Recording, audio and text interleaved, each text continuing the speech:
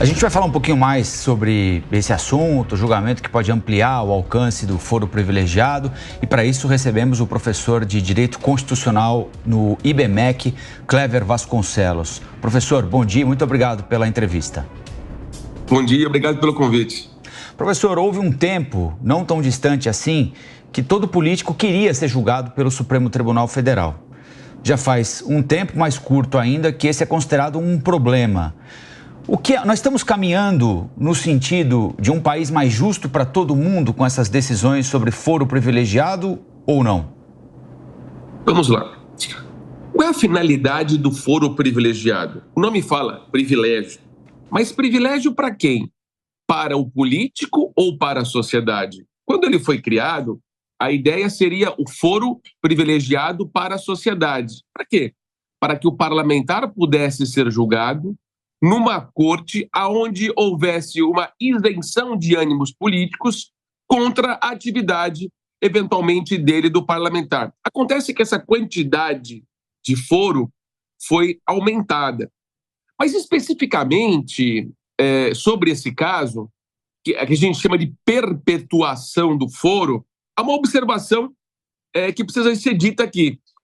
Ele tinha praticado o delito quando era deputado federal.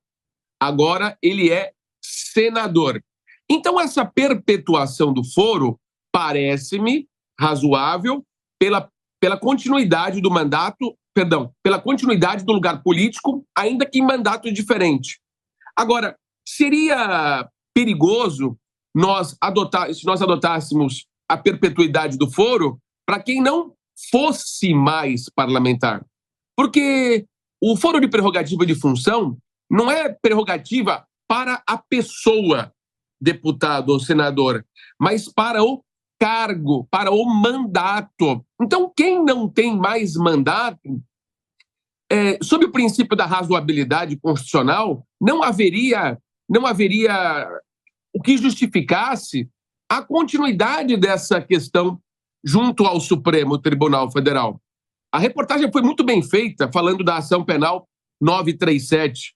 Na ação penal 937, na época o relator foi o ministro Barroso, ele disse que ressalvada a possibilidade de perpetuação do foro, mas o julgamento não foi adiante. Eu acho, Paula e Rafael, eu acho que o Supremo Tribunal Federal definir uma questão geral de perpetuação para quem não tem mandato, ele estará julgando além do que foi pedido.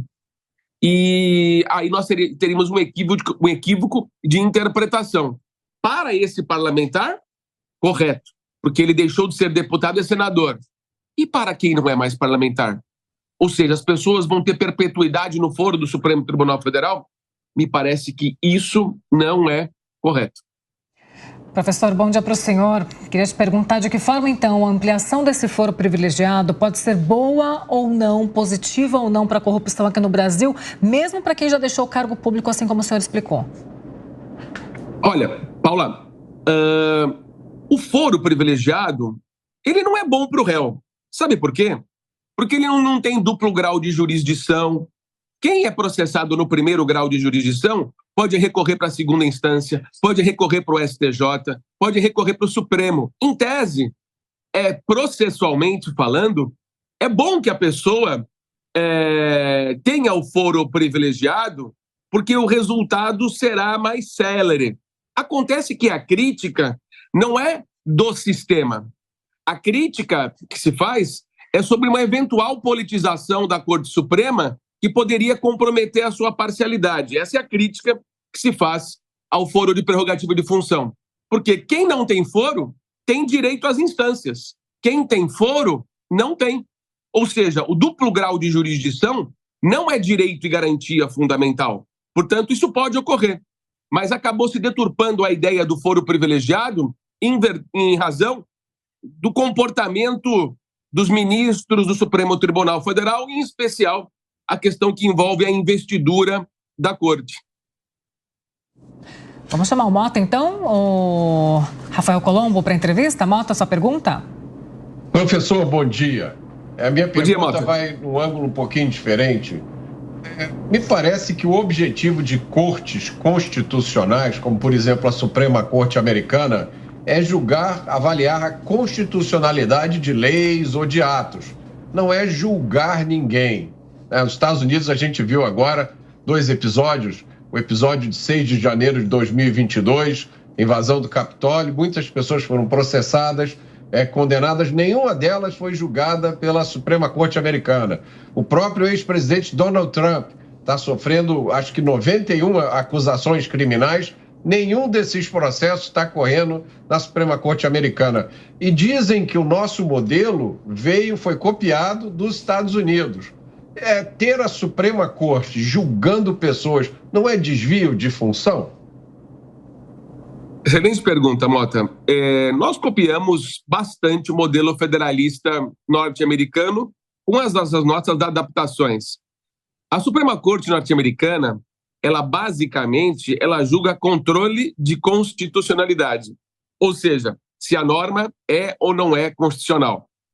No nosso país aqui, se deu mais poder, o Constituinte de 1988 deu mais poder ao Supremo, ou seja, além de reconhecer a Corte brasileira como Corte de Controle de Constitucionalidade, colocou o Supremo como instância da Justiça, ou seja, os recursos extraordinários podem subir ao Supremo Tribunal Federal, obviamente que haja repercussão geral, e acabou sendo mais um degrau nessa longa caminhada para se transitar em julgado uma ação penal no Brasil. Eu defendo, isso aí há mais de 25 anos, o esvaziamento dessa competência, mas isso depende do pronunciamento do legislador, para que o Supremo fique na sua característica natural, que seja unicamente corte de constitucionalidade e não se crie mais uma corte, mas um tribunal para se criar despesa no Brasil. Então, Mota, eu estou de acordo com você, eu acho que nós precisamos ter uma correção de rumo, uma mudança de paradigma e, enfim, fazer a justiça ficar mais rápida, célere e eficiente.